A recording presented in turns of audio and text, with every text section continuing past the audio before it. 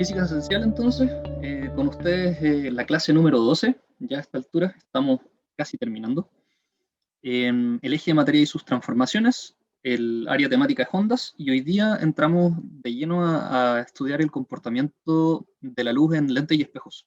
Así que hoy día vamos a hablar principalmente acerca de la formación de imágenes justamente en estos elementos ópticos. Así que vamos a tener que recordar algunas cosas respecto a la reflexión de la luz, por supuesto, y a la refracción de la luz para poder hablar de espejos y lentes. Así que vamos a comenzar, ¿les parece? Entonces, el objetivo de hoy es analizar la formación de imágenes en espejos y lentes. Un poco de, un poco de cultura general. A mí me encanta la física aplicada a la biología, así que vamos a hablar un poquito acerca de eso. Dice, ¿por qué razón nosotros vemos principalmente? ¿Por qué razones que nosotros podemos ver? Bueno, la razón por la que vemos es porque tenemos unos sensores en nuestro cuerpo que están especializados en la detección de radiación electromagnética.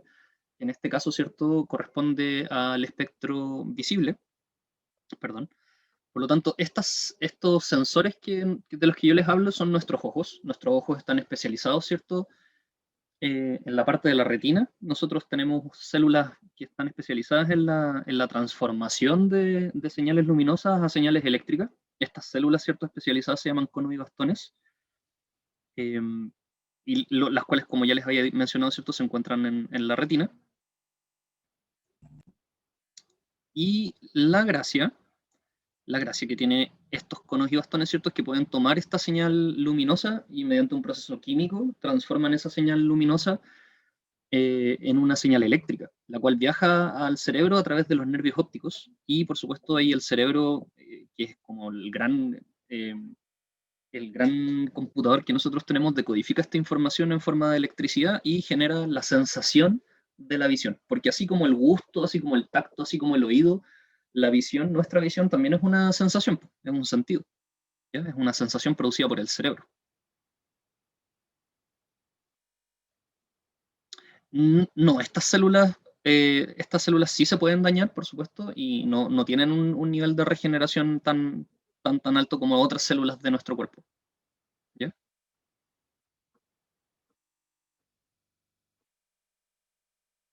Efectivamente.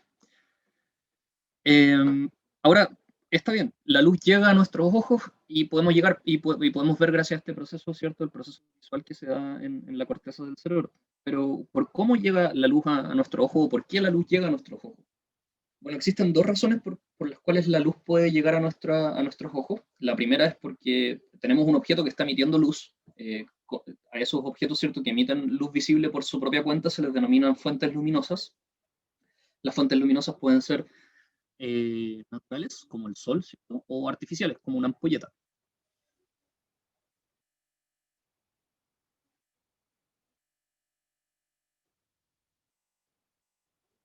Y la otra razón por la cual nosotros podemos observar los objetos es porque el objeto a lo mejor no emite luz propia, ¿cierto?, en el rango visible, pero sí tiene la capacidad de reflejar la luz que llega sobre él.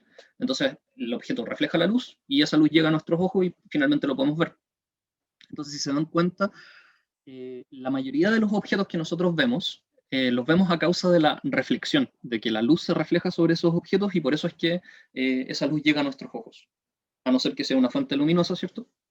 No tiene la capacidad de emitir luz propia. Existen dentro de la naturaleza dos tipos de reflexión que nosotros diferenciamos, ¿cierto?, en física. La reflexión especular y la reflexión difusa. Acá podemos ver dos imágenes, ¿cierto?, que nos ejemplifican, nos ayudan a ejemplificar la idea de una reflexión especular, que serían la imagen A y la imagen C. Y tenemos otras dos imágenes, ¿cierto?, que nos ayudan a representar qué es lo que sería o por qué razones se produciría la reflexión difusa. Entonces, si ustedes observan la imagen A y la imagen B, la diferencia entre estas dos superficies está justamente en que una es lisa, no tiene irregularidades, es muy lisa, y la otra tiene muchas irregularidades y tiende a ser áspera. Entonces, debido a esta pequeña diferencia, ¿cierto?, entre las superficies, es que se producen estos dos tipos distintos de reflexión. La reflexión especular que es finalmente la que puede producir imágenes. De ahí viene la palabra espejo, ¿cierto? Espejo, especular. Y la otra reflexión difusa que nos sirve para ver nuestro entorno. Finalmente, la mayoría de las cosas que nosotros vemos, la mayoría de las cosas que nosotros tenemos a nuestro alrededor y que podemos ver, es gracias a que reflejan la luz de forma difusa.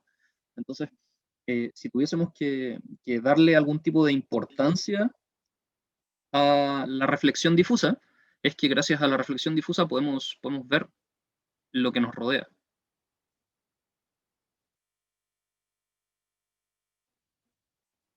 Y gracias a la reflexión especular podemos ver, formar imágenes. Entonces aquí está la formación, ¿cierto? Formar imágenes.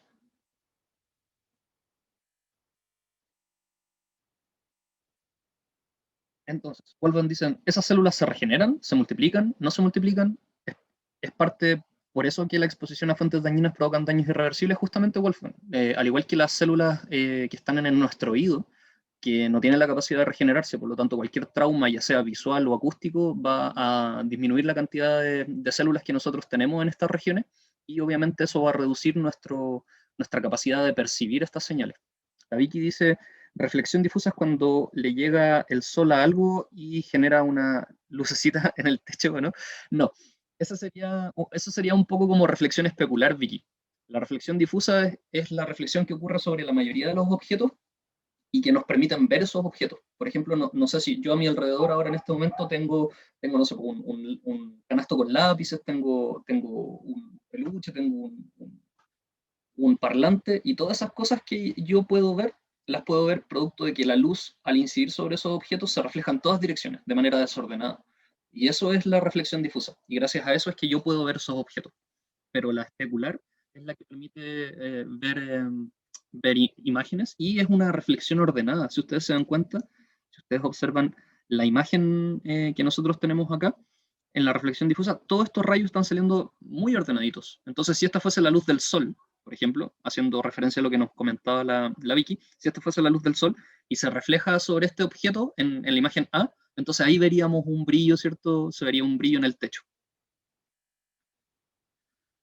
Claro, efectivamente, y eso tiene que ver con otro factor, Fabiana. La Fabiana dice, profe, es como la nieve, he leído que deja ciego fácilmente. Claro, lo que pasa es que ahí hay un concepto que se llama albedo, que tiene que ver con cuánta luz es capaz de reflejar un objeto. Y como la nieve es blanca, experimentalmente nos hemos dado cuenta que los objetos blancos, perdón, reflejan una mayor cantidad de la luz que incide sobre ellos que otros colores, por ejemplo, que otros objetos de otro color. Entonces, cuando un objeto lo vemos blanco es porque está reflejando la mayor cantidad de luz, y eso efectivamente en un día despejado, con mucho sol, puede generar daño. De hecho, hay personas que van a la nieve y vuelven bronceados, no por la incidencia directa del sol, sino que por el reflejo que se produce en la nieve. Claro, y por eso justamente es que no podemos ver de noche, porque no hay una luz lo suficientemente fuerte que se refleje sobre los objetos que nos rodean. Muy bien. Entonces, reflexión difusa y reflexión especular, dos tipos de reflexiones. Ahora, lo interesante es que ambas cumplen lo que nosotros en física llamamos la ley de la reflexión. Ambos tipos de reflexión, ya sea la difusa o la especular, cumplen siempre esta ley. ¿Y qué nos dice la ley de la reflexión? Algo muy simple, que cuando un rayo incide sobre algún objeto, independiente de las características del objeto, independiente de cómo sea el objeto, el rayo de incidencia, el rayo incidente, siempre va a formar el mismo ángulo que el rayo reflejado cuando lo medimos respecto de la normal. La normal es una línea perpendicular a la superficie en el lugar donde incide el rayo. Entonces, acá yo tengo este rayo, ¿cierto?, que está representado por una flecha azul, que está incidiendo en este punto de la superficie. Bueno, respecto a ese punto de la superficie, yo trazo una línea perpendicular, y esa línea perpendicular es la que recibe el nombre de normal. Y respecto a esa línea, cuando medimos los ángulos de incidencia y los ángulos de reflexión, se cumple, ¿cierto?, que esos dos ángulos son siempre iguales. Entonces, esa es la famosa ley de la reflexión, que de alguna manera nos permite entender cómo la luz se comporta cuando se refleja sobre un objeto. ¿Ya? Entonces, este es el funcionamiento básico de toda la reflexión. Todos los espejos, independientemente si sean planos o sean curvos, funcionan a partir de esta ley. Así que es súper importante tenerla en consideración. Entonces, ¿qué es lo que sucede, por ejemplo, en un espejo plano? Cuando nosotros nos ponemos frente a un espejo plano y tenemos un objeto que estamos observando que está frente al espejo, nos vamos a imaginar, ¿cierto?, que en la primera imagen, el punto P que aparece acá, ¿cierto?, es el punto donde se encuentra nuestro objeto, que puede ser una fuente luminosa, ¿cierto?, puede estar emitiendo luz propia, o puede estar reflejando la luz que le llega de una ampolleta. Da lo mismo. Cualquiera de las dos situaciones la vamos a describir de la misma manera. Entonces, fíjense que todos estos rayos que salen desde el punto P, salen múltiples rayos, ¿cierto? Salen infinitos rayos, pero acá solamente estamos mostrando algunos que nos van a servir para entender el fenómeno. De todos estos rayos que están saliendo desde el punto P, que divergen, fíjense que están separándose, llegan al espejo y se reflejan de manera especular, por supuesto, y todos estos rayos que se venían separando se siguen separando, ¿ya? Y esa luz es la que recibimos nosotros como observador. La luz que nosotros vemos, la luz que produce la imagen en el espejo, es la luz que viene desde el objeto y se refleja en el espejo, por supuesto. En la imagen que está a continuación, fíjense, es algo muy similar, pero a diferencia de la primera imagen, no tenemos un objeto puntual, sino que ahora tenemos un objeto extenso, que tiene una extensión, tiene un largo, tiene un alto, ¿cierto? Tiene una cierta altura. Y hemos elegido dos puntos para analizar este objeto. La tapa, esto podría ser, ¿cierto?, una botella de champú, una botella de jabón líquido, ¿cierto?, que se puede encontrar en el baño. Entonces estamos mirando nosotros los rayos que salen desde este objeto, llegan al espejo y se reflejan y llegan hasta nuestro ojo. Entonces estamos eligiendo dos puntos, uno que está en la punta de la botella y otro punto que está en la base de la botella. Si ustedes observan, estos rayos también salen divergentes, salen separándose y llegan hasta el ojo. Entonces, el ojo está recibiendo dos rayos que vienen desde la punta de la botella y dos rayos que vienen desde la base de la botella.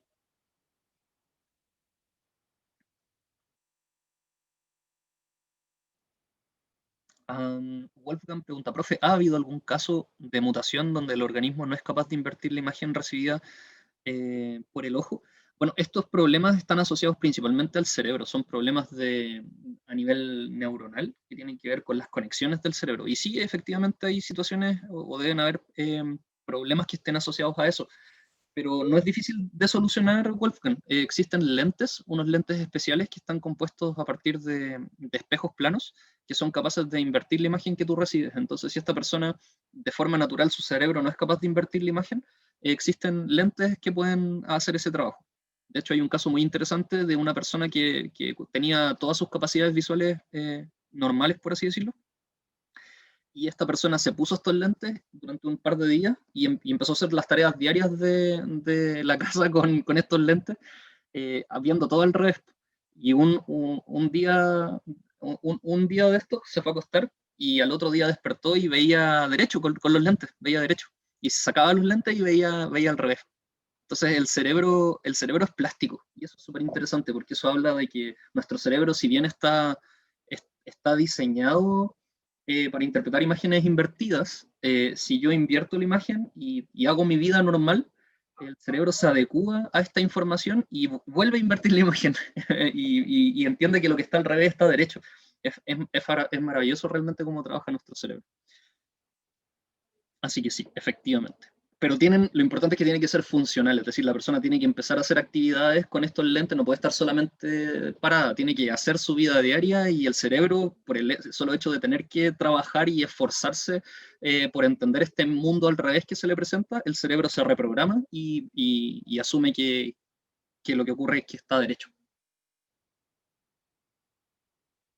La Constanza nos pregunta, profe, ¿el objeto y el ojo están del mismo lado del espejo? Correcto, Constanza. Eso es lo que ocurre siempre cuando nosotros cuando nosotros miramos en un espejo, el objeto siempre está del mismo lado que nosotros. O sea, porque detrás del espejo está la muralla, ¿cierto? O está el closet, ¿cierto? O alguna otra cosa. Entonces, sí, siempre los objetos que nosotros vamos a ver en el espejo siempre van a estar del mismo lado. Pero las imágenes, y aquí está lo interesante, las imágenes se forman detrás del espejo. ¿Ya? En el caso de un espejo plano, las imágenes se forman detrás. Y observen que acá aparece el punto P'. Este punto P' es el lugar desde donde, fíjense, desde donde los rayos reflejados parecen venir. Observen que el objeto P, ¿cierto?, envía sus rayos en línea recta, se reflejan, llegan hasta el ojo del observador, pero todos los rayos que se reflejaron parecen provenir de un punto en común. Y ese punto en común, desde donde parecen venir los rayos reflejados, es el lugar donde se forma la imagen. Entonces, cuando nosotros Cuando nosotros queremos saber dónde está la imagen formada por un espejo, basta con prolongar los rayos reflejados. Y donde se intercepten es el lugar donde va a estar nuestra imagen. Entonces, lo mismo es aplicable, ¿cierto?, para nuestra botellita de champú, ¿cierto?, nuestra botellita de jabón, donde efectivamente, si ustedes ven, los rayos que llegan, estos dos rayos que están aquí, este y este, son rayos que venían desde la punta de nuestro champú. Y justamente estos rayos, si yo los prolongo hacia atrás, se interceptan exactamente en el punto donde se forma la imagen que muestra la tapa del recipiente. Y de la misma manera, ¿cierto? Estos dos rayos que vienen aquí, viajando, ¿cierto?, reflejados desde la parte inferior de nuestro recipiente, se van a ir separando, pero si yo los prolongo hacia atrás, se unen en un punto, y ese lugar donde se unen es el lugar donde se forma la parte inferior de nuestro recipiente. Y esto es válido para cualquier punto del recipiente. Acá estamos eligiendo solamente dos, pero la imagen completa del recipiente, ¿cierto?, se construye a partir de infinitos puntos que están haciendo exactamente lo mismo.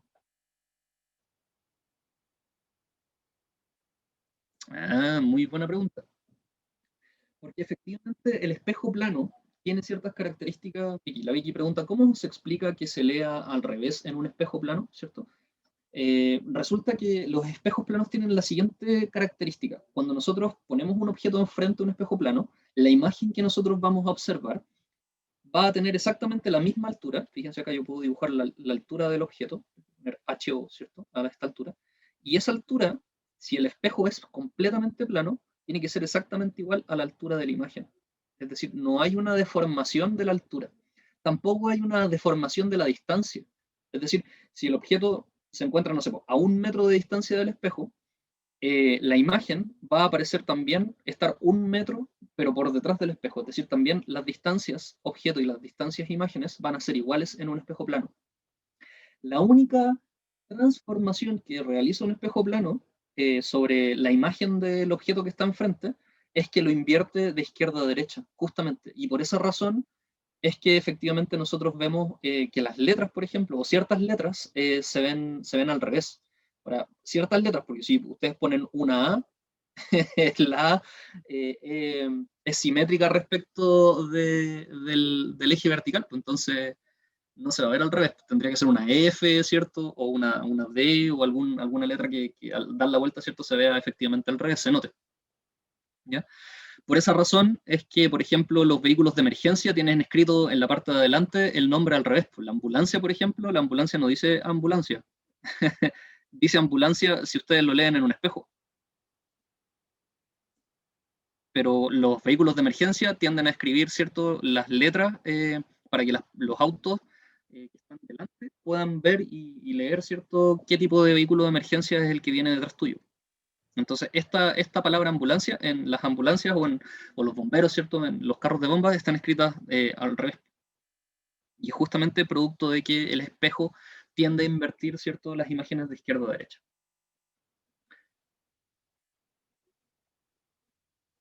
Sí, sí, es muy interesante. ¿Ustedes sabían que hay un espejo que está puesto en la Luna? Cuando las misiones espaciales fueron a la Luna, en uno de sus tantos viajes instalaron un espejo muy especial, un espejo que se llama retroreflectante. Y ese espejo lo pusieron ahí con fines, con fines científicos, no es para que los astronautas se miren su reflejo, no es nada vanidoso ni nada por el estilo, es con fines científicos. Una vez que instalaron ese espejo retroreflectante que yo les decía, un espejo especial, que la gracia que tiene ese espejo es que independiente de desde dónde provenga la luz, independiente de qué lugar provenga la luz, el espejo retroreflectante siempre devuelve la luz al lugar del origen.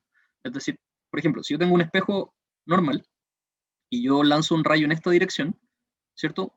Este espejo plano lo que va a hacer, por ley de la reflexión, va a reflejar el rayo hacia allá. Pero un espejo retroreflectante, si yo envío un rayo en esa dirección, la reflexión ocurre en la misma dirección, pero en sentido opuesto. Entonces se te devuelve, por así decirlo, el rayo. Y eso es muy interesante respecto a la forma que tiene que tener este espejo. Este espejo, por supuesto, no es un espejo plano, el espejo retroreflectante es un espejo especial que tiene forma especial. Búsquenlo, muy interesante. Y ese espejo en la Luna está diseñado para medir la distancia. Uno con un láser le achunta al espejo y se devuelve. y sabiendo la velocidad a la que viaja la luz, y sabiendo, por supuesto, el tiempo en que va la señal y vuelve, podemos medir la distancia a la que se encuentra la Luna de la Tierra de manera muy precisa. Retroreflectante, espejo retroreflectante, correcto. Así se llama. Es muy, muy interesante. De hecho, es la misma tecnología con la que se utilizan, con la que construyen las señaléticas de la autopista. Ustedes se han dado cuenta que las señaléticas de la autopista, cuando uno las ilumina con las luces de los vehículos, brillan mucho. El material con el que está compuesto una señalética, ¿cierto?, de autopista, es justamente retroreflectante. Es muy interesante. Ya, les queda de tarea entonces buscar, si les interesa, ¿cierto?, cómo funcionan las superficies retroreflectantes. Ahora, otros tipos de espejos que aquí vamos a mencionar son los espejos esféricos, que son muy interesantes. El espejo esférico hace exactamente lo mismo que un espejo plano, pero la diferencia está en su geometría. La geometría del espejo plano, ¿cierto?, hace que la normal de un espejo plano, si yo trazo una normal en un espejo plano, la normal siempre va a apuntar en la misma dirección. Entonces, no importa dónde un rayo de luz incida en un espejo plano, siempre, siempre va a tomar, ¿cierto?, va a seguir esta lógica, ¿cierto? Si el rayo viene en esa dirección, el rayo se va a reflejar para allá. Si aquí tengo otro rayo, ¿cierto?, que viene en esa dirección, también se va a reflejar para allá. Pero eso no ocurre en los espejos que tienen geometrías distintas, como los espejos esféricos, como los convexos o los cóncavos. Si ustedes se dan cuenta, acá tenemos dos rayos que son exactamente paralelos. Miren, tengo un rayo que va paralelo, ¿cierto? Acá otro rayo que es paralelo, dos rayos incidentes paralelos entre sí, y estos dos rayos están tomando direcciones distintas. Y eso es justamente producto de que la normal en un espejo convexo apunta en distintas direcciones. Miren, aquí la normal apunta en esta dirección. Siempre la normal es perpendicular a la superficie. A ver, vamos a ver un poco el chat. Está bien movido el chat, así que veamos qué dice. Dice, a ver, es como lo que hacen con los barcos y el sonar, o nada que ver. La Nicole, sí, Nicole, tiene toda la razón. Es muy similar. En un sonar funciona de una manera muy similar. Se envía una señal que, en este caso, es una señal mecánica, ¿cierto? Un sonido que viaja por el agua, llega hasta un objeto y se devuelve de vuelta al barco. Así que sí, funcionaría de manera similar. Es una buena analogía al espejo retroreflectante. Así que sí que ver. Profe, ¿conoce esa leyenda antigua de que un chico se ahogó al adorar demasiado su reflejo en el agua? Sí, la conozco. No es una, claro, es como un narciso, creo que se llamaba. De ahí viene, ¿cierto?, el concepto psicológico de narcisista. Efectivamente. Narciso fue esta persona, esta leyenda, ¿cierto?, que de una persona que miró su reflejo en el agua y se ahogó. Joaquín dice, me hizo pensar en qué tipo de reflejo es el que se encuentra naturalmente en la naturaleza, valga la redundancia. Bueno, lo que estamos viendo es que en la naturaleza se pueden producir reflexiones difusas o especulares, hay de las dos, pero todas, independiente de cuál sea, tienen que cumplir con la ley de la reflexión. Así que la luz se refleja y siempre sigue en la naturaleza y en cualquier parte las mismas reglas, independiente de dónde nos encontremos o sobre qué superficie está incidiendo. Y eso es importante que nos quede claro. La luz siempre sigue la misma regla. Y la Constanza nos dice, profe, ¿y qué pasa con los espejos de circo? Esos que te hacen ver de diferentes tamaños o formas. Muy buena pregunta y se contextualiza súper bien con lo que estamos hablando, Connie, porque justamente estos tipos de espejos son curvos. Los espejos de circo, entre comillas, ¿cierto? Son espejos curvos, como estos que nosotros estamos viendo acá, el espejo convexo o el espejo cóncavo.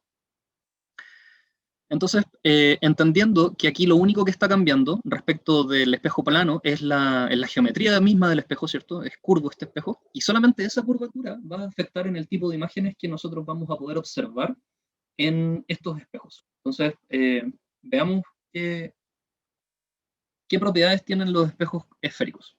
Entonces, algunas propiedades generales. Acá abajo, ¿cierto? Abajo a la izquierda tenemos dos espejos convexos, ¿ya? Y sobre estos espejos convexos está ocurriendo algo muy particular. En la primera imagen, la que está más a la izquierda, podemos ver una serie de 5 rayos que inciden sobre el espejo que vienen viajando paralelos entre sí. Esto es debido a la forma del espejo. Los rayos que inciden paralelos en él se reflejan en todas direcciones, separándose, divergen, ¿cierto? Esa es la palabra que se utiliza. Los rayos son divergentes, pero no divergen de manera desordenada. No es que todos salgan para cualquier lado sin ninguna regla. Si el espejo es esférico, entonces estos rayos van a ser reflejados como si viniesen desde el punto focal del espejo. Entonces, en otras palabras, ¿cierto? Denominamos foco de un espejo o punto focal de un espejo, este lugar, ¿cierto? Este lugar especial que es desde donde parecen provenir los rayos reflejados. Entonces, en esta situación, en la primera situación que estamos viendo, los rayos reflejados parecen venir desde un punto en particular. Ese punto en particular se llama foco, foco del espejo convexo. Y observen la imagen B. La imagen B es una imagen muy similar a la primera, pero si ustedes se dan cuenta, el sentido de los rayos cambió. Es decir, acá los rayos originales, los rayos que van y se dirigen al espejo, no son paralelos, sino que están dirigidos hacia el foco. Es como que tuviésemos una fuente, acá tenemos un objeto que está emitiendo rayos, y todos los rayos parecen ir dirigidos al foco de nuestro espejo convexo. Si es así, si esta situación ocurre, los rayos reflejados todos van a salir ordenadamente de forma paralela. Entonces, si ustedes se dan cuenta, lo que tenemos entre la imagen A y la imagen B es una situación muy similar, pero contraria. A este fenómeno que ustedes pueden observar en estas dos imágenes se le conoce como el fenómeno de la reversibilidad. Reversibilidad. Perdón por la caligrafía. Reversibilidad de la luz. ¿Ya? Entonces, si se dan cuenta, el camino que hace la luz en un sentido también lo hace en sentido contrario. A eso nos referimos cuando hablamos de reversibilidad de la luz. Entonces, en la imagen ahora que está a la derecha, en la imagen superior, tenemos el otro tipo de espejo curvo, que es el cóncavo, y tenemos una situación similar, ¿cierto? Donde tenemos 5 rayos que vienen viajando paralelos entre sí. Estos rayos inciden en la superficie del espejo cóncavo y debido a la curvatura del espejo, se reflejan todos hacia un punto. Ese punto donde todos los rayos paralelos, ¿cierto?, tienden a juntarse, se denomina punto focal, ¿cierto?, del espejo cóncavo. Y si ustedes se dan cuenta, acá hay una gran diferencia entre el foco del espejo convexo y el foco del espejo cóncavo. Uno está del mismo lado que proviene la luz. En el caso del espejo cóncavo, el foco, ¿cierto?, el punto focal está del mismo lado de donde viene la luz. Y en el caso de un espejo convexo, el foco está detrás del espejo. ¿Ya? El punto focal se encuentra detrás del espejo.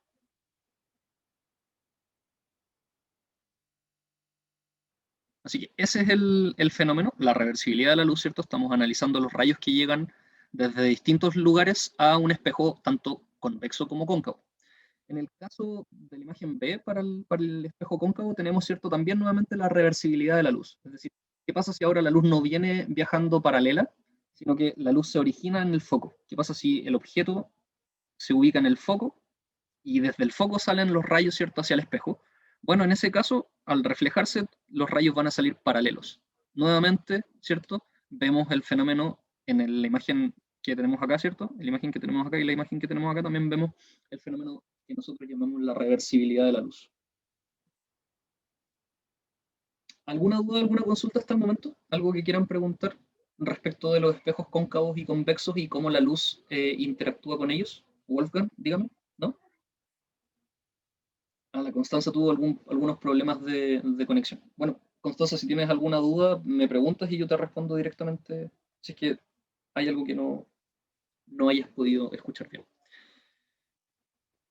Buena pregunta. No, estos no son todavía los rayos notables. Ya vamos a hablar de ellos. Estos son solamente dos rayos que son característicos. Sí, en realidad, sí, Constanza, sí, tienes razón. Estos sí son dos rayos notables. El que viaja paralelo y se refleja como si viniese desde el foco, el que va hacia el foco y se refleja paralelo. Sí, efectivamente son rayos notables. Sí, la Constanza Mancilla pregunta, profe, ¿igual entra algo de imágenes imaginarias o no? ¿O reales? Sí, por supuesto, claro que sí.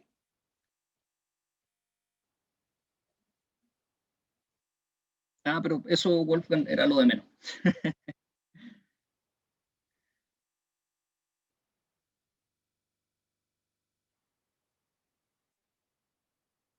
Sí, eso era un extra nomás, no te preocupes. Eso no entra en la PSU. Ya, entonces fíjense que tenemos tres tipos de espejos, que son el espejo plano, que produce imágenes detrás del espejo, el espejo convexo y el espejo cóncavo. No hemos visto bien dónde se forman las imágenes del espejo cóncavo y convexo, pero lo vamos a hacer al final, no se preocupen, ¿ya? Las imágenes formadas por el espejo cóncavo y convexo los vamos a ver más adelante. Lo importante de sí es mencionar que, como muy bien decían por ahí, cuando las imágenes se forman detrás de un espejo, esas imágenes reciben el nombre de imágenes virtuales. Por lo tanto, este punto P que está aquí, ¿cierto? O esta imagen que tenemos acá, ¿cierto? Corresponden a lo que en física se denominan imágenes virtuales. Acá lo mismo, ¿cierto? Esto también es una imagen virtual. ¿Por qué? Porque se formó detrás del espejo. Esa es la manera más sencilla de recordarlo.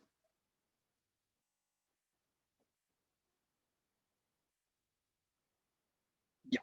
Entonces, fíjense bien, vamos a pasar de la reflexión de la luz, vamos a pasar a la refracción de la luz. Entonces, la refracción de la luz ocurre cuando la luz cambia de medio. Nosotros sabemos, ¿cierto?, que la luz en el vacío es donde se mueve más rápido y cada vez que entra a un medio distinto del vacío, su velocidad disminuye. Ahora, no solamente disminuye la velocidad de propagación, sino que también se puede ver afectada la dirección de un rayo cuando éste cambia de medio. Entonces, cuando nosotros comparamos, escúchenme, cuando nosotros comparamos la velocidad de la luz, con la velocidad de la luz, perdón, cuando nosotros comparamos la velocidad de la luz en el vacío, que es este valor, que es constante, ¿ya? Este es el valor constante que la luz tiene cuando viaja en el vacío. Cuando nosotros comparamos este valor con el valor de velocidad de propagación de la luz dentro de algún medio material, nosotros comparamos la velocidad de la luz en el vacío con la velocidad de la luz en algún medio material, nosotros estamos describiendo un valor que en física recibe el nombre de índice de refracción.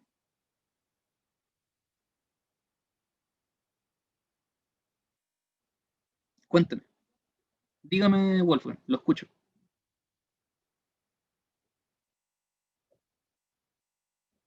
O en realidad lo leo.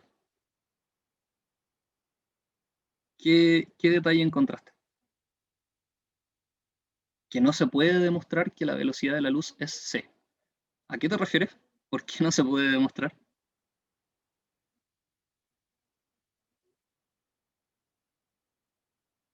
¿Por la forma en la que se mide? Ah, porque se utiliza la misma luz para...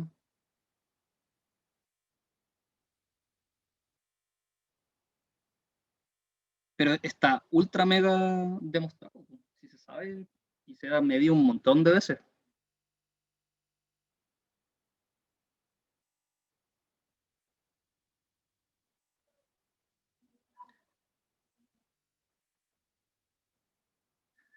Ah, no, tú estás confundiendo el principio de la relatividad cuando ocurre el movimiento de objetos a velocidades altas. No, pero sí se sabe que la velocidad de la luz tiene ese valor, sí, se ha medido experimentalmente. De hecho, este es el nivel de precisión con el que hemos medido la velocidad de la luz.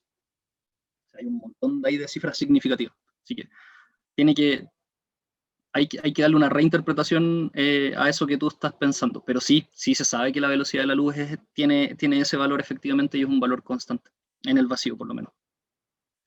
Entonces, algunas consecuencias de la refracción de la luz, es decir, algunas de las consecuencias de que la luz cambie de medio en su propagación, son, como yo les había mencionado, su cambio de rapidez o de velocidad, pero también cambios de dirección.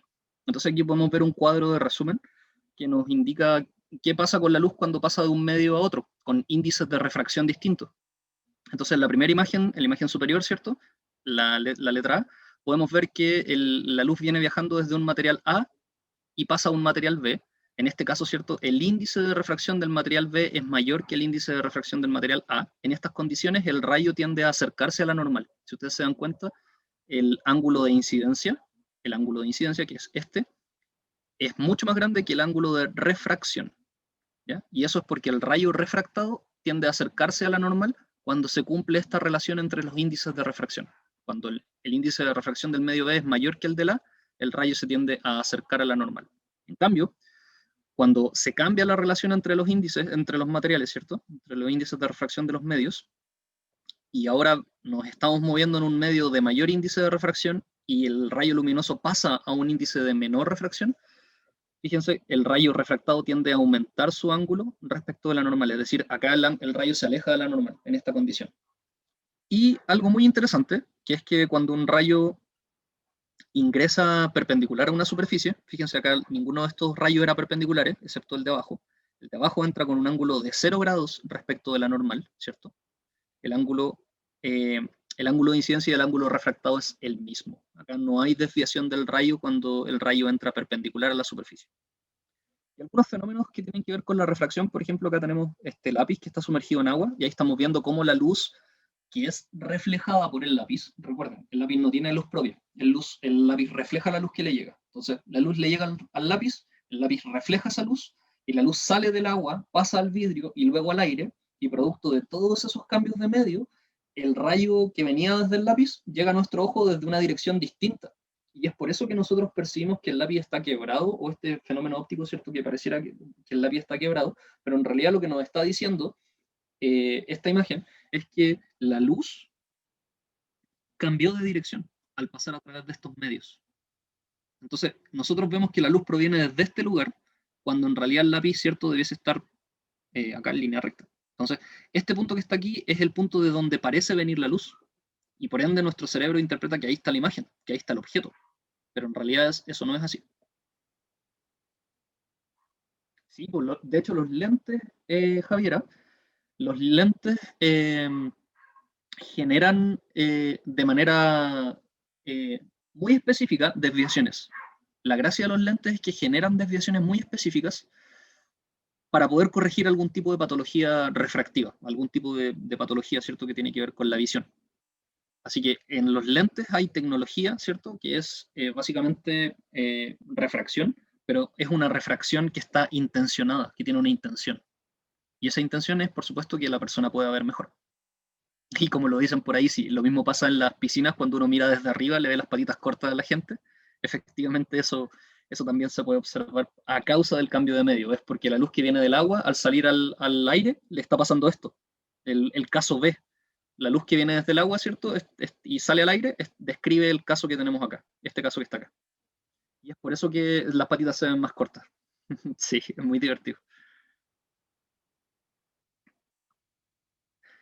Entonces, cuando nosotros analizamos lo que son las lentes, el funcionamiento de las lentes eh, es a causa de la refracción.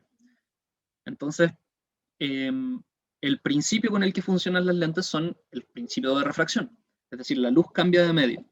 Pero fíjense, aparte de eso, porque si fuese solamente la refracción y fuese solamente el cambio de medio, las lentes podrían ser planas, ¿ya? Pero sin embargo una lente plana no genera el mismo efecto que una lente curva. Entonces, de la misma manera en cómo un espejo plano se diferenciaba de un espejo curvo, lo mismo ocurre, ¿cierto?, con las lentes. La curvatura de la lente también genera un cambio en la dirección de los rayos. Aparte de que la luz está pasando aquí por un medio distinto, la forma de la lente también contribuye a la desviación. Dentro de las lentes que nosotros podemos estudiar, existen dos grandes familias. Hay otros tipos de lentes, por supuesto, pero los principales son la familia de las lentes convergentes y la familia de las lentes divergentes. Claro, en este caso, si nosotros queremos encontrar alguna similitud en el cuerpo humano, por ejemplo, la lente de las lentes convergentes, la lente menisco convexa se parecería un poco a la córnea,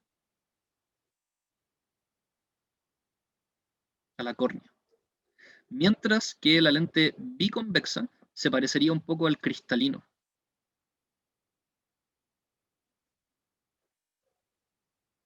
¿Ya? Que son elementos que están presentes en nuestro ojo.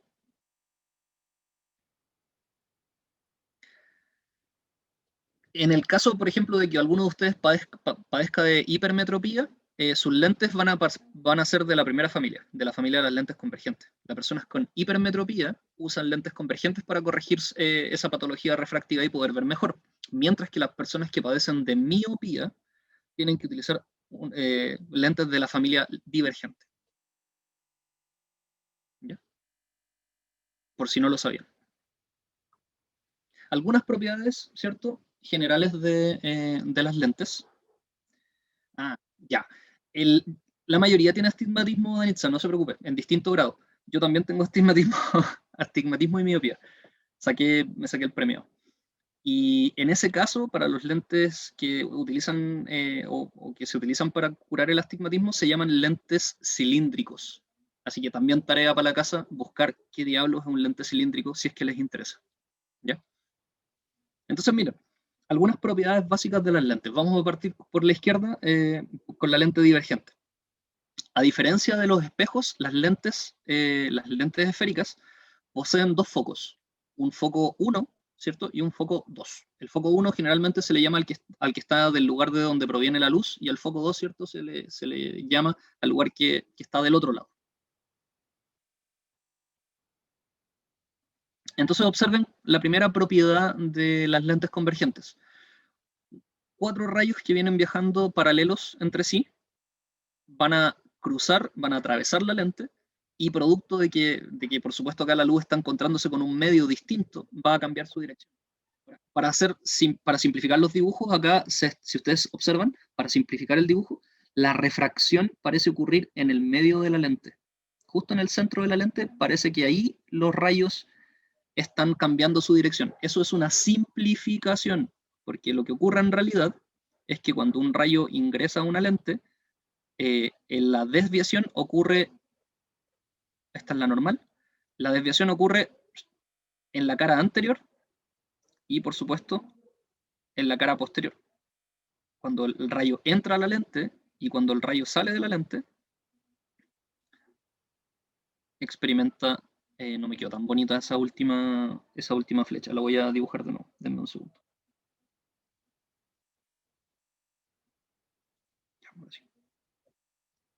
Vamos a ver si ahora sale mejor. Entonces, como está pasando de un medio de mayor índice a uno de menor índice, se tiene que alejar de la normal, es decir, hacia acá. Ahí salió mucho. Entonces, en realidad, cuando nosotros hablamos de lentes gruesas, la refracción ocurre en la cara anterior y en la cara posterior de la lente.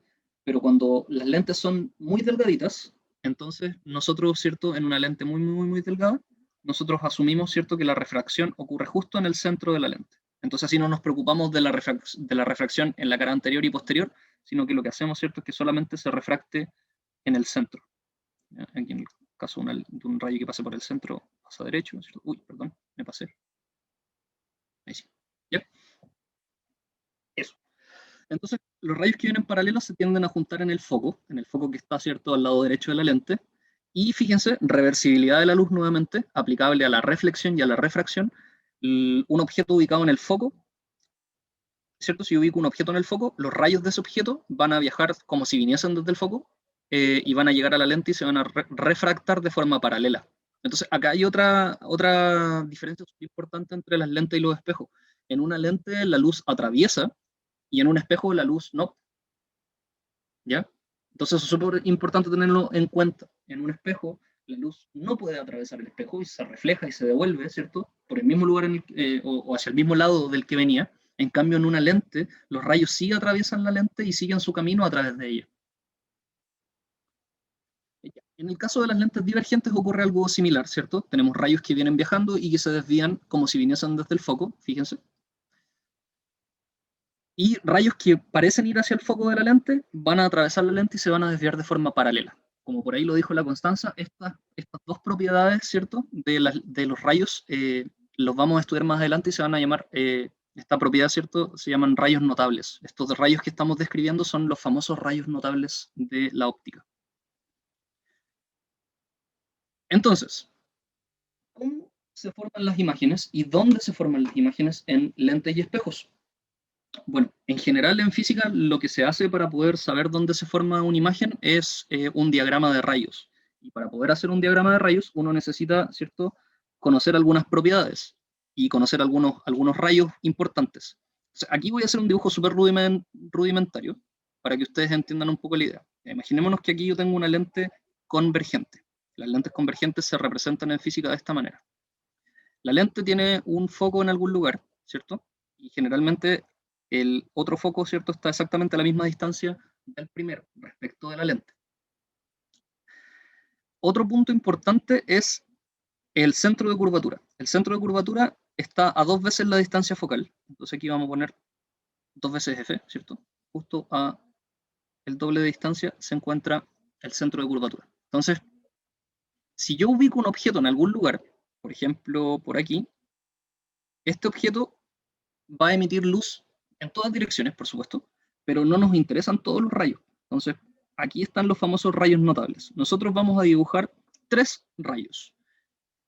Y estos 3 rayos van a cumplir ciertas propiedades que nosotros ya hemos enunciado de alguna manera. Entonces, el primer rayo, todos los rayos van a salir desde el mismo punto del objeto para que podamos construir efectivamente ese punto a partir de una imagen. Entonces, si suponemos que todos los rayos salen desde la punta de este objeto, el primer rayo va a viajar paralelo a este eje que nosotros hemos trazado acá, que se denomina eje óptico. Recuerden que estas no son líneas, son rayos de luz, por lo tanto siempre hay que dibujar hacia dónde se está propagando la luz con una flechita. Este rayo que venía paralelo al eje óptico, por la refracción que ocurre en la superficie de la lente, se desvía hacia el foco. ¿Ya? Luego tenemos un segundo rayo, que es el que podemos elegir, ¿cierto? El rayo que pasa por el foco de la lente, viene viajando en esta dirección, ¿cierto? Y se va a refractar paralelo al eje óptico. Ya aquí tenemos, ¿cierto? Este rayo, ¿cierto? Pasa por ahí. Y tenemos un tercer rayo que es el que pasa por el centro de la lente, y justo en el centro de la lente no ocurre ninguna desviación, porque el rayo entra como perpendicular. Entonces aquí el rayo pasa derechito. ¿Ya? Entonces, ¿qué es lo que ocurrió acá? Ocurrió lo siguiente, que al atravesar la luz por la lente, los rayos convergieron en un punto. Y ese punto de convergencia es el lugar donde se forma la imagen del objeto que nosotros estamos acá representando. Pero fíjense que ese punto quedó debajo del eje. Por lo tanto, este objeto que nosotros estamos representando aquí con su imagen va a quedar al revés. Entonces, así, este es lo que se conoce como un diagrama de rayos. Y, por supuesto, no vamos a hacer eso para todas las situaciones, sino que lo que vamos a apoyarnos un poquito de la tecnología y vamos a... voy a dejar de compartirles pantalla por un ratito para que veamos lo que les tengo preparado. Entonces acá tenemos una animación que es muy bonita y que es muy útil. La gracia de esta animación, ¿cierto?, es que nos permite modificar distintos elementos, como es la distancia focal de la lente. Nosotros podemos hacer que la distancia focal sea muy próxima a la lente o muy lejana a la lente. Y podemos modificar también, fíjense, la altura del objeto. Podemos ver o no ver los rayos. Y podemos, por supuesto, mover el objeto. Entonces observen que si yo desplazo, vamos a hacer eso. Entonces fíjense, si yo desplazo el objeto, la imagen cambia su característica.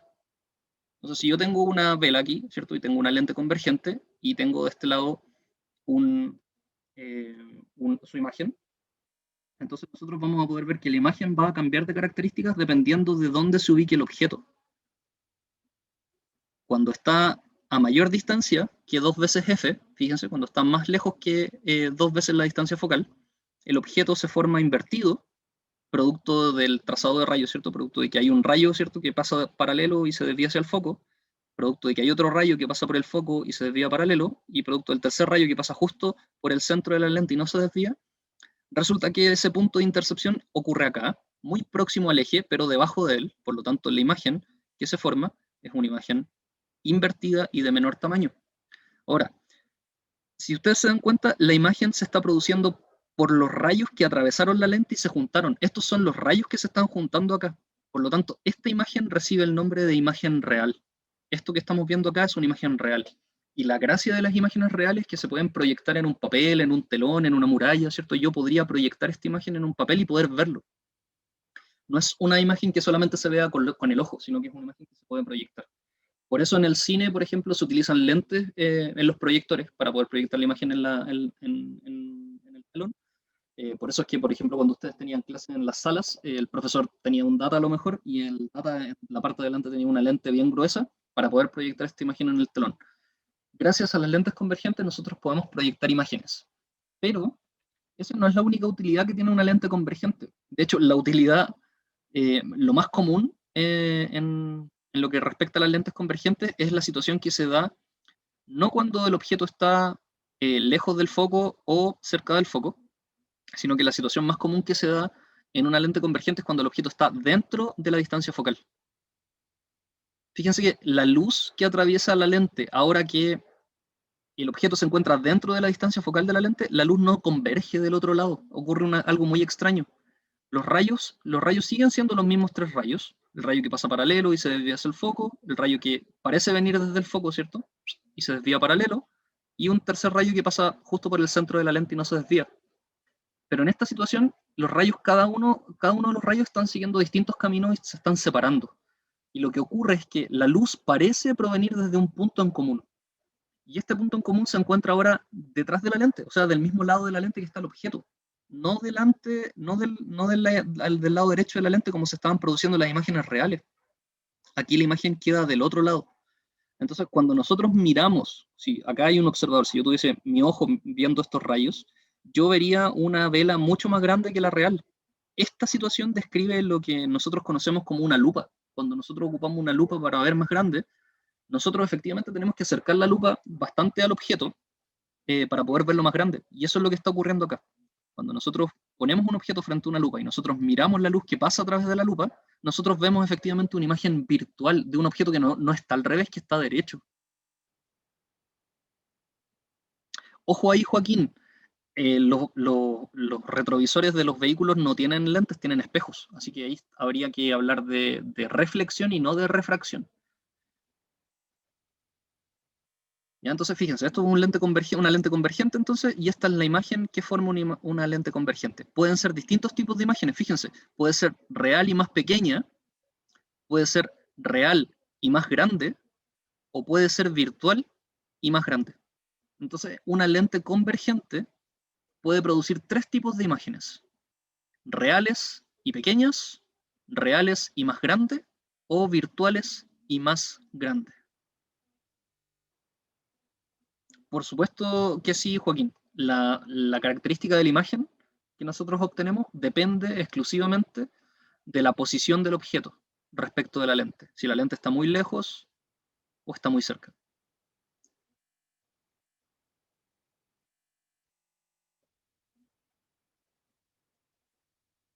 Justamente, Danitza, eso se explicaría de la siguiente manera. Mira, se explicaría gracias a un espejo. Entonces, un espejo cóncavo es muy parecido a lo que sería, ¿cierto?, una cuchara o la parte cóncava de la cuchara. Entonces, cuando nosotros nos miramos en una cuchara, nosotros generalmente ocurre esto, que uno se ve al revés, ¿ya?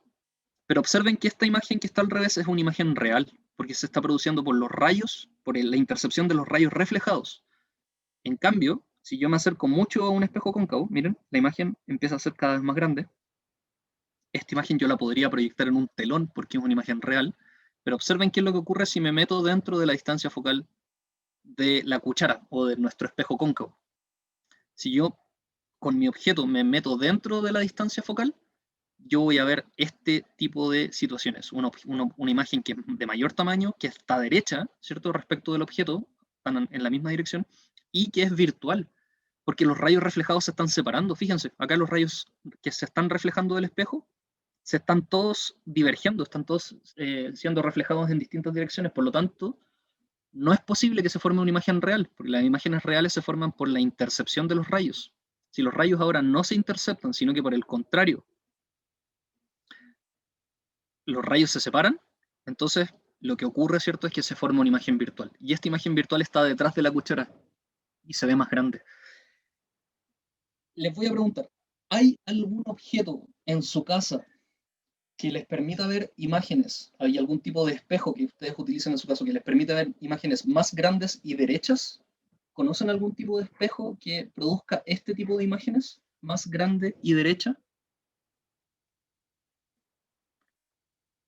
A ver, vamos a ver. Sí, pues, el Nicolás dice los que sirven para maquillarse. Correcto, Javier, a los que tienen aumento. Entonces, ahora que ustedes entienden un poquito más de espejos, ese espejo de maquillaje, ese espejo con aumento, ¿qué tipo de espejo será? ¿Será plano? No, no puede ser plano, ¿cierto? Porque si fuese plano nos veríamos del mismo tamaño. Efectivamente, Pía, muy bien. Es un espejo cóncavo. El espejo de maquillaje, el espejo ese que uno usa para sacarse las cejas, ¿cierto? O para pintarse los ojos, etcétera. Ese es un espejo cóncavo. Y por esa razón es que uno tiene que estar cerca del espejo para poderse ver claro, ¿cierto? Para poderse verse de manera nítida y de mayor tamaño. Uno tiene que acercarse lo suficiente como para estar dentro de la distancia focal del espejo. Si estamos dentro de la distancia focal del espejo, entonces nos vamos a ver más grandes y derechos. Pero si ustedes se ponen el espejo de maquillaje se lo ponen muy lejos, ustedes se van a ver al revés, ¿o no? ¿Se ven al revés, o no? Sí, muy bien, Vicky. Porque si se aleja se buguea, correcto. Se ve borroso. Claro, porque lo que está pasando es que se está formando una imagen real, no una imagen virtual. Correcto. ¿Y qué pasará en un espejo convexo? Ahora sí nos vamos a los espejos, fíjense. Esto es un espejo de un retrovisor. Estos son los espejos retrovisores de los autos o los espejos que están en las farmacias o en los supermercados, ¿cierto? Que sirven como de seguridad para poder mirar bien los pasillos. Esto es un espejo de supermercado, de farmacia o un espejo retrovisor de un auto, una motocicleta o un bus. Es un espejo convexo. Y fíjense que los espejos convexos, como tienen el foco del otro lado, la imagen que producen, las imágenes que se producen son siempre derechas, son siempre de menor tamaño, y como son producidas por la prolongación, fíjense acá los rayos reflejados, si los prolongamos hacia atrás, parecen juntarse en un punto, pero no es que los rayos reales se estén reflejando, son sus prolongaciones los que se interceptan. Entonces esta imagen es virtual. A modo de conclusión, uno podría decir siempre que en un espejo o en una lente, si la imagen es derecha, es virtual. Y si la imagen es invertida, es real. Eso a modo de conclusión, ¿cierto? Uno que ha estudiado harto, yo que he estudiado harto de óptica, yo sé que a esta altura del partido, si la imagen es derecha, es virtual y si la imagen es invertida, es real. Eso no cambia nunca. Entonces, acá tenemos las características de la imagen que se forman mediante un espejo convexo. Veamos qué es lo que pasa con una lente divergente. Vamos a movernos para acá. Fíjense, una lente divergente funciona muy parecido a un espejo convexo. Fíjense, no importa dónde yo sitúe la vela, la imagen que se forma siempre es derecha, de menor tamaño, y por ende es virtual. Así que la lente divergente funciona de manera muy similar que el espejo convexo, mientras que el espejo cóncavo se parece mucho a la lente convergente por el tipo de imagen que forma, ¿ya? Por las características de la imagen y por la ubicación del objeto. Entonces, lente convergente con el espejo cóncavo, ¿cierto? Fíjense, la lente convergente y el espejo cóncavo funcionan muy parecidos, miren. Mientras que el espejo cóncavo, perdón, el espejo convexo se comporta de manera muy similar a una lente divergente, ¿ya?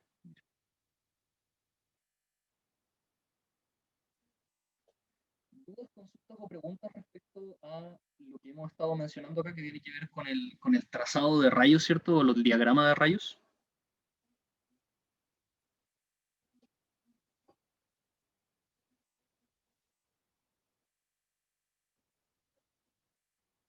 Ya, parece que no. Entonces, voy a detener la animación para que sigamos avanzando. Mire, vamos a ver, vamos a ver. Pregunté si había alguna duda, Vicky. Eso pregunté. El Joaquín dice, profe, ¿para la prueba es necesario aprender necesariamente esto? Yo creo que sí, yo creo que sí es necesario. Veamos un poquito cómo se aplica esto a lo que a ustedes les interesa, que en este caso es, ¿cierto?, las preguntas tipo PSU.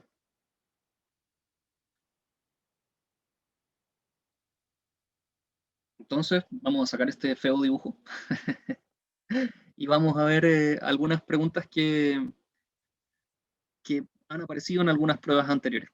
Entonces, por ejemplo, dice, un estudiante está situado en la posición Q, ubicada a 8 metros de un espejo cóncavo que tiene un foco F y una distancia focal de 5 metros. ¿Ya? Entonces, quiere decir que aquí tenemos 8 metros, hasta acá tenemos 8 metros, aquí tenemos 5 metros, y aquí, de acuerdo al enunciado, tenemos 2 metros. ¿Ya? Entonces, fíjense, dice, un estudiante está situado en la posición Q, ubicado a 8 metros del espejo cóncavo de foco F, de distancia focal 5 metros, como el que se representa en la figura. Si el estudiante se desplaza hasta la posición P, situada a 2 metros del espejo, ¿qué características tiene la imagen del estudiante cuando se encuentra en Q y en P? Ya. Entonces, estando en Q no alcanzamos a estar a 2 veces la distancia focal. Recuerden que en 2 veces la distancia focal, en 2 veces F, estaríamos, ¿cierto?, a 10 metros. Y a 10 metros, o pasado los 10 metros, el tipo de imagen que se genera, ¿cierto? Para cualquier objeto que se encuentra detrás de 2 veces la distancia focal, el tipo de imagen que se genera es real, de menor tamaño e invertida. Pero cuando estamos entre 2f, cuando nos encontramos entre estas dos distancias, que es el caso, ¿cierto?, de Q, la imagen que se va a formar es una imagen real, invertida, pero de mayor tamaño. O sea, aquí si la persona, si el niño, ¿cierto?, está parado acá, el estudiante está parado aquí, la imagen que se va a formar va a ser una imagen que va a ser mucho más grande que él, va a estar invertida, ¿cierto? Y va a ser real, por supuesto, dado que los rayos que pasan por el foco se reflejan, ¿cierto?, paralelo al eje óptico, y los rayos que vienen paralelos, ¿cierto?, se reflejan en el foco. Entonces, la imagen queda más atrás, ¿cierto?, y es de mayor tamaño. Entonces, en Q, para Q, tenemos una imagen, ¿cierto?, de mayor tamaño,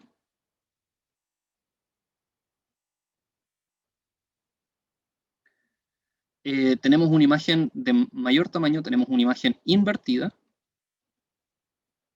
y por supuesto una imagen que es real. ¿Qué ocurre en P? En P vamos a estar, ¿cierto?, describiendo una situación donde el objeto va a estar a una distancia menor, a una menor distancia que la distancia focal. Vamos a estar dentro de la distancia focal del espejo, en este caso. Y para esa situación,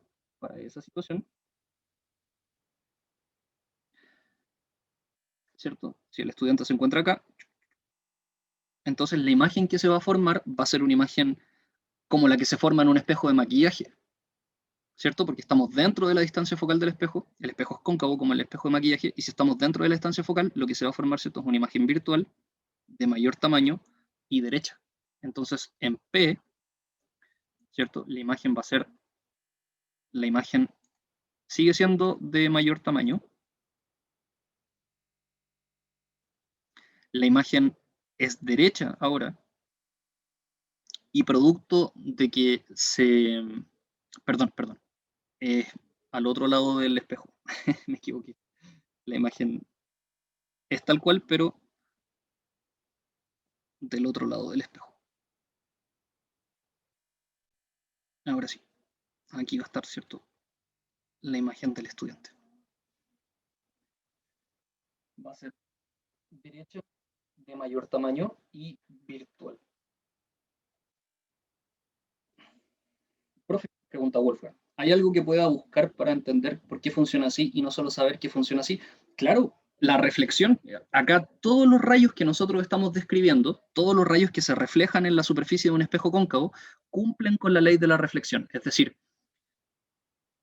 que el rayo que incide respecto de la normal tiene que formar exactamente el mismo ángulo que el rayo incidente. El rayo reflejado y el rayo incidente tienen que formar exactamente ángulos iguales. Y debido a las propiedades geométricas del espejo, que en este caso es esférico, ese rayo se dirige justo al foco. Entonces, no es que nosotros estemos inventando los rayos. Acá estos rayos que nosotros estamos eligiendo para hacer el trazado, ¿cierto? Los rayos que nosotros describimos en la animación, ¿cierto?, en la simulación, tienen que cumplir con la ley de la reflexión. Entonces, la dirección que cada rayo toma como consecuencia forma una imagen en algún lugar. Pero todos esos rayos tienen que cumplir con la ley de la reflexión para los espejos, y en el caso de las lentes, todos esos rayos tienen que cumplir con la ley de la refracción, en otras palabras, la ley de Snell. No sé si responde un poco tu pregunta, Wolfgang.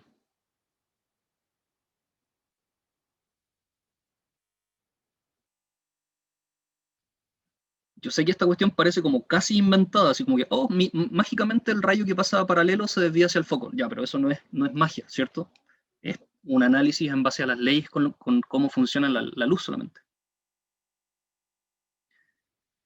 Hablando sobre los comportamientos de los rayos con el espejo y las características de la imagen y cosas así, como saber de qué forma y de otra no. ¿Cómo se supone que los rayos deben juntarse para que se forme la imagen? ¿Por qué se tienen que juntar para formar la imagen? Ah, ya. Si los rayos no se juntan para formar la imagen, entonces lamentablemente no podemos observar nada. Nuestra visión, la visión del ser humano, se basa justamente en la propiedad de que la luz viaja en línea recta. Entonces, si yo veo un objeto, es porque si yo estoy viendo, por ejemplo, un lápiz, yo lo puedo ver en mi ojo, producto de que múltiples rayos de luz están saliendo desde algún punto de ese lápiz. Por lo tanto, los rayos se están separando. Por ejemplo, ya, aquí tengo un lápiz.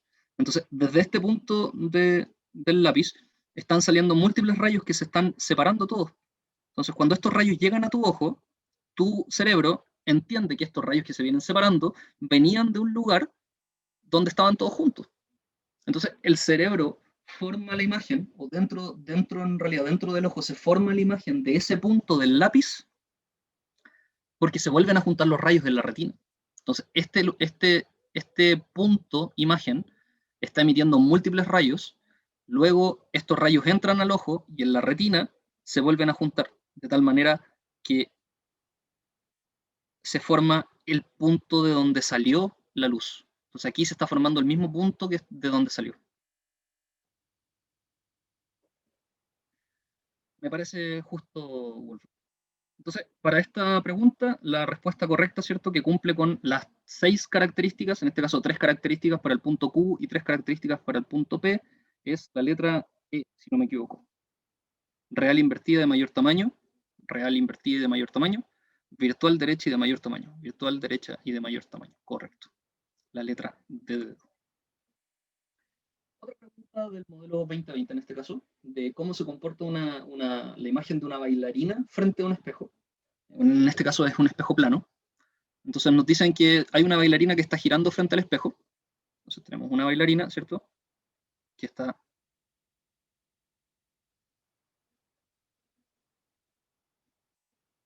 girando, ¿cierto? Frente a un espejo. Y por supuesto, esto va a generar una imagen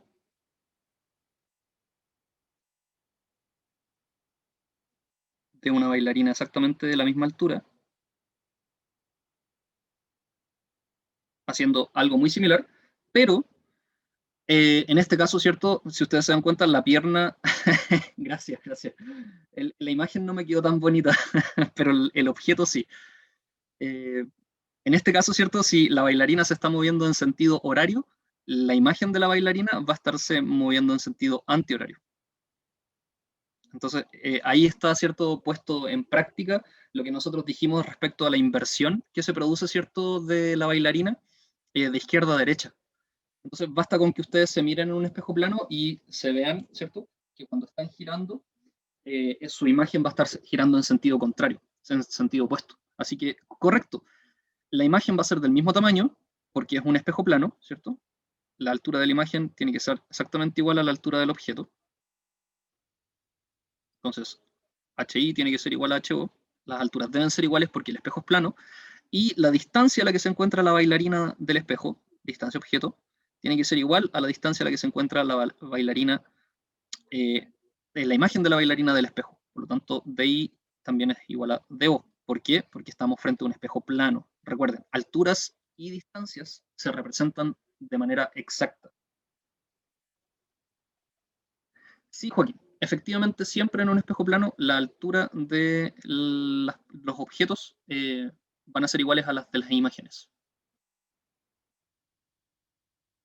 Así que, correcto, la alternativa correcta es la B, donde nos dicen que es del mismo tamaño y gira en sentido opuesto. Y acá tenemos otra pregunta que involucra dos espejos. Fíjense, un espejo.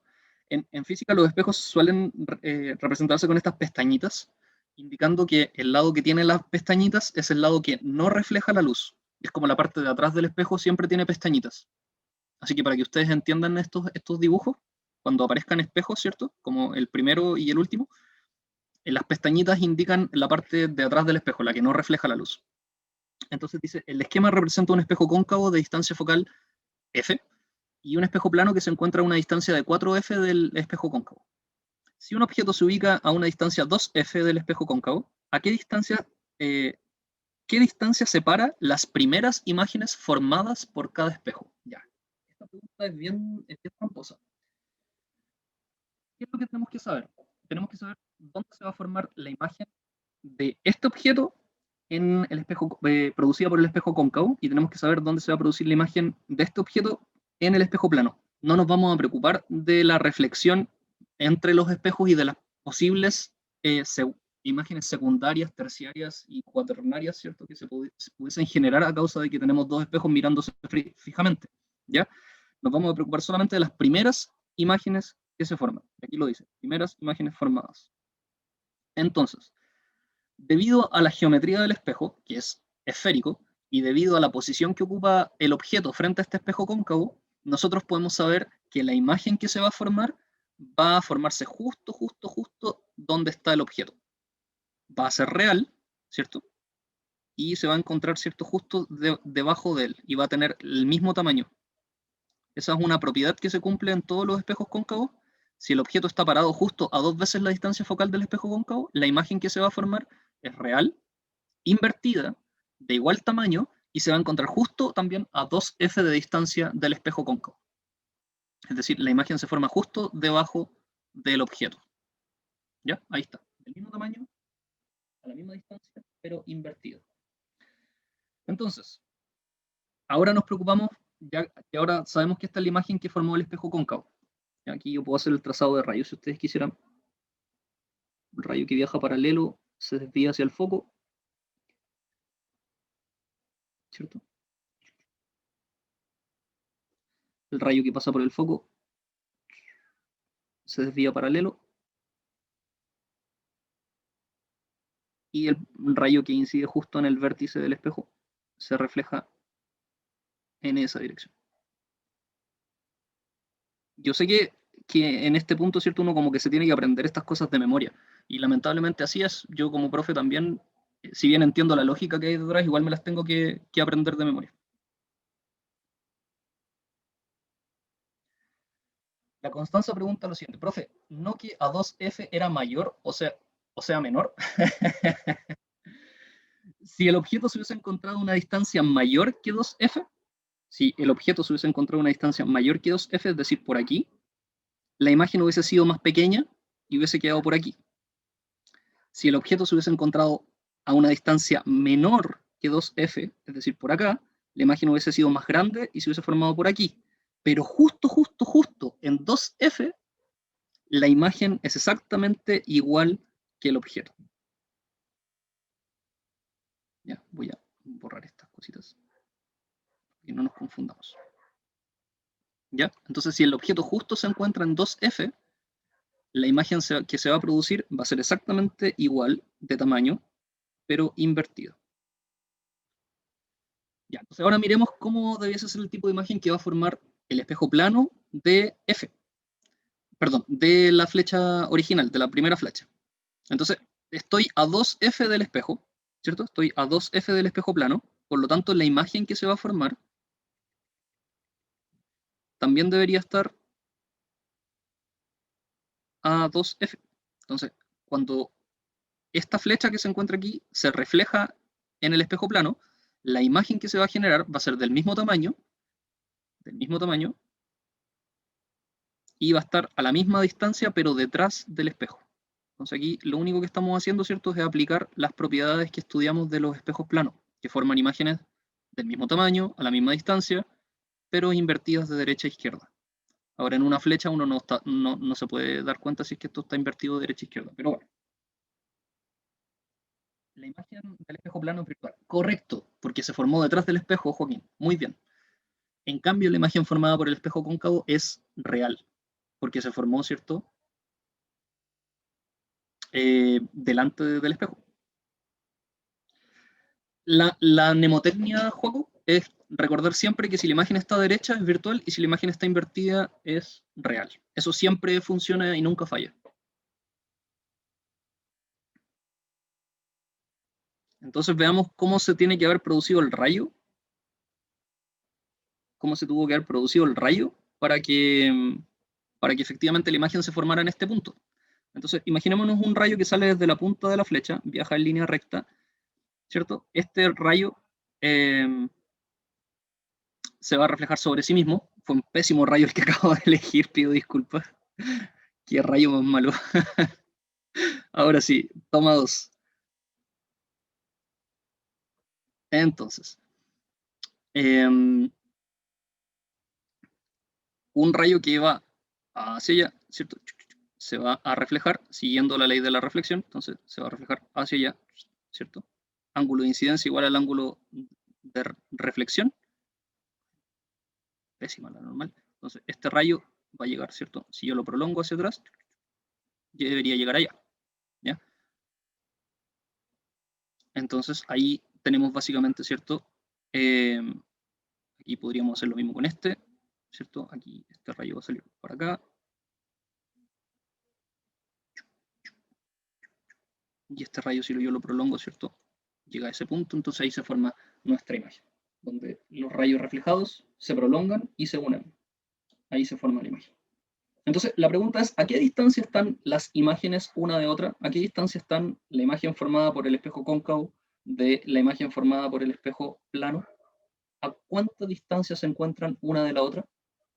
Aquí yo tengo una F, 2F, 3F, 4F. Correctísimo. Letra correcta, la alternativa C.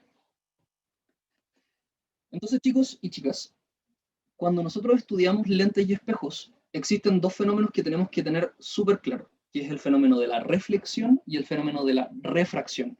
Porque justamente debido a esas dos leyes es que se forman las imágenes que nosotros podemos ver a través de lentes o espejos.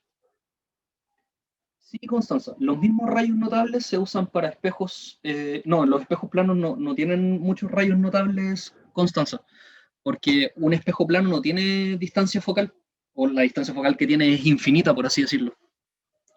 Entonces es muy difícil dibujar los rayos notables en un espejo plano, porque no hay foco. Y dos de los rayos más importantes, ¿cierto?, que trazamos nosotros son los que o pasan por el foco o se desvían hacia el foco. Así que en un espejo plano tenemos que elegir un punto solamente del objeto y que cumpla la ley de la reflexión, ¿no? Que el ángulo de incidencia sea igual al ángulo reflejado respecto de la normal. Y si eso se cumple, entonces nosotros podemos, ¿cierto?, prolongar los rayos reflejados y encontrar dónde se va a formar la imagen. Nicolás pregunta, profe, ¿cómo se determina el campo visual de un espejo? Buena pregunta. Eso es una pregunta bien compleja. Lo que te puedo decir de manera sencilla es que el campo visual de un espejo plano es el tamaño del espejo y el campo visual de un espejo convexo es más grande. Por eso se utilizan generalmente en vehículos los espejos convexos para tener una mayor apreciación de lo que te rodea, para aumentar tu campo visual. ¿Ya? Pero esa pregunta que me hace ahí el Nicolás es una pregunta mucho más compleja de lo que parece.